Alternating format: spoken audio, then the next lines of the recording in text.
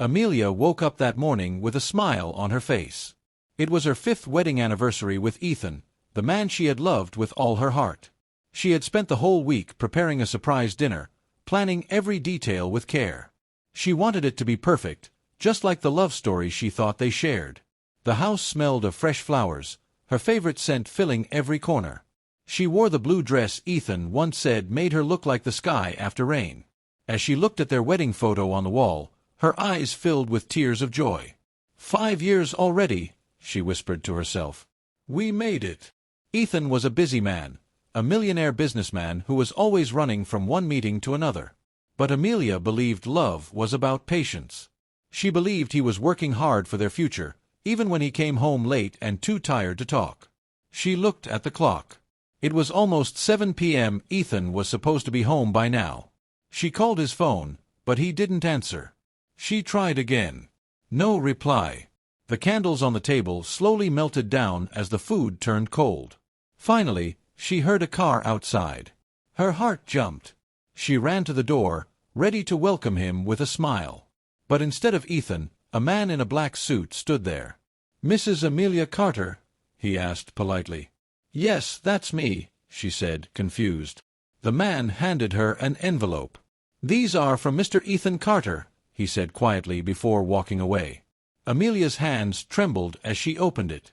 Her eyes scanned the first line, and her heart sank. Divorce papers. For a moment, she couldn't breathe. The room spun around her. Her hands shook as she dropped the papers on the floor. "No, no, this can't be right," she whispered, tears filling her eyes. She picked up her phone and called Ethan again. This time, he answered. "Ethan, what is this? Why would you send me?" But before she could finish, Ethan interrupted coldly. "It's over, Amelia. I'll send someone to collect your things tomorrow." Amelia froze. "Over? Why?" "What did I do wrong?" she cried. Ethan sighed. "You didn't do anything. I just found someone better." Her voice broke. "Someone better." There was a pause. Then his words cut through her heart like a knife. "It's your sister, Clara." The phone slipped from her hand and crashed to the floor. Her body went weak. Her own sister, the one she had trusted, loved, and helped through life, had taken her place. Amelia sank to her knees, crying silently as the candles burned out. The room that once held laughter now echoed with the sound of heartbreak. That night, she sat alone beside the untouched dinner table. The flowers she had placed with love no longer smelled sweet, they smelled like betrayal. And while the world outside slept, Amelia's heart shattered into 1,000 silent pieces. Amelia didn't sleep that night. She sat by the window, watching the rain fall heavily outside. Each drop felt like a reminder of her broken dreams. The man she had loved, the sister she had trusted, they had both turned her world upside down. By morning, her eyes were swollen, her heart still trembling with disbelief. She wanted answers. She needed to understand why. So, with courage she didn't know she had, Amelia dressed quietly and went to her parents' house, the same house where Clara, her younger sister, still lived. When Amelia walked in, her mother looked shocked. "Amelia, what's wrong? You look pale." Amelia forced a smile. "Where's Clara?" she asked, her voice trembling. Before her mother could answer, Clara appeared at the top of the stairs, wearing a silk robe. She looked surprised for a moment, but not guilty. Her eyes held no shame. "Amelia," Clara said calmly, "I guess you found out." "Found out?" Amelia repeated, her voice breaking. "You knew, Clara? You took my husband." Clara crossed her arms. "He was never truly yours. You were just someone he settled for. He told me everything. He said he married you because you were kind, but you were never exciting. You made him feel trapped." Amelia stepped back, hurt deep in her chest. "And you believed that?" Clara smirked. "I didn't need to believe it. He chose me. That's all that matters." Tears streamed down Amelia's cheeks. "You're my sister. I shared everything with you. How could you do this to me?" For the first time, Clara's eyes softened a little, but only for a second. "Love doesn't choose blood, Amelia. Maybe it's time you move on." Amelia stared at her, unable to speak. She turned to her mother, hoping for support. But their mother looked lost, torn between her two daughters. "Please, let's not fight here," she said weakly. Amelia took a deep breath. "You're right, Mama. There's no fight left. They've already won." She turned and walked out of the house without looking back. Outside, the wind blew against her face. She didn't know where to go. She had no home, no husband, no family she could trust. She walked for hours, her shoes soaking in the rain, until she reached the small park where Ethan had once proposed to her. She sat on the same bench, remembering that beautiful day, the laughter, the promises, the ring that once meant forever. She removed the ring from her finger and held it tightly. "Why, Ethan? Why, Clara?" she whispered. Suddenly, her phone buzzed. It was a message from Ethan. "Please don't cause trouble for me and Clara. I'll send you some money to start a new life. It's better for everyone." Amelia stared at the message in disbelief. Money. That's what her marriage meant to him now.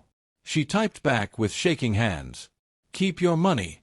You've already taken everything from me." Then she turned off her phone and dropped it beside her. For the first time in years, Amelia felt completely alone. That night, she packed a small bag and left town quietly. No one saw her go. No one stopped her. She had lost her husband to betrayal. She had lost her sister to greed. But deep inside, a tiny voice whispered, this was not the end of her story. It was only the beginning of a painful new chapter. Days turned into weeks, and weeks into months. Amelia found herself in a small town far from the city she once called home. She rented a tiny room in an old building and got a job at a flower shop. It wasn't much, but it was peaceful. Every morning, she arranged flowers and watched people walk in, some buying gifts for love, others for forgiveness. And each time she wrapped a bouquet, she remembered the roses she once placed on her own anniversary table.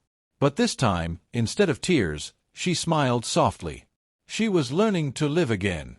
At night, she often sat by her window, staring at the stars.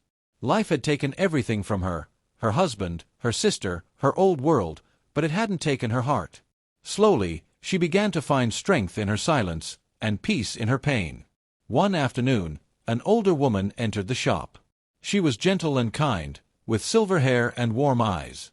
"You arrange flowers beautifully," she told Amelia. "Would you like to work at my company? We create designs for weddings and events. You have a special touch." Amelia hesitated at first, but the woman's kindness gave her courage. She accepted the offer, not knowing that this small decision would change her life again. Months passed, and Amelia's talent bloomed. Her flower arrangements became the talk of the town. She was promoted, and soon, she was managing her own small wedding design business under the woman's company. She didn't become rich, but she found something more precious: peace, independence, and purpose. One morning, while preparing for a wedding event, she saw a familiar name on the client list: Clara Carter. Her heart skipped a beat. Clara, her sister. And Ethan, no doubt, would be there. Amelia almost refused the job. But then she thought, no, I am stronger now. She decided to face them, not as the broken woman they left behind, but as the woman who had survived. On the day of the event, Amelia walked into the grand hall with her team. The decorations were stunning: white roses, golden ribbons, and candles glowing softly. She worked quietly, her face calm. Then she saw them. Ethan, standing tall as ever, and Clara beside him, dressed elegantly. But something was different. Clara looked tired, her eyes dull, her smile forced. When Clara saw Amelia, she froze. "You?" she whispered, her voice shaking. "Yes," Amelia replied calmly. "I'm here to make your day beautiful." Ethan looked uncomfortable. "Amelia, I didn't know." "You don't have to explain," she said, cutting him off gently. "I'm not here for you. I'm here for my work." They both stood silent as Amelia walked away with grace. For the first time, they saw the woman they had broken, but couldn't destroy. Later that evening, when the event ended, Clara approached her again. "You look different," she said quietly. "I am," Amelia replied. "Pain changes people. But not everyone grows from it." Clara's eyes filled with tears. Ethan and I aren't happy, Amelia. Maybe I made a mistake. Amelia looked at her sister sadly. We all make mistakes, Clara. But some of us learn from them. Then she turned and walked away, her head held high. As Amelia stepped outside, the night breeze brushed her face. She looked up at the sky and whispered, "Thank you, God, for giving me strength when I had none." The stars shone brighter than ever. She smiled, softly, peacefully. Amelia was no longer the woman who received divorce papers on her anniversary. She was a woman reborn through heartbreak. And though love had betrayed her, life had given her something far greater: the courage to begin again. Thanks for watching. Please don't forget to like, comment, and subscribe.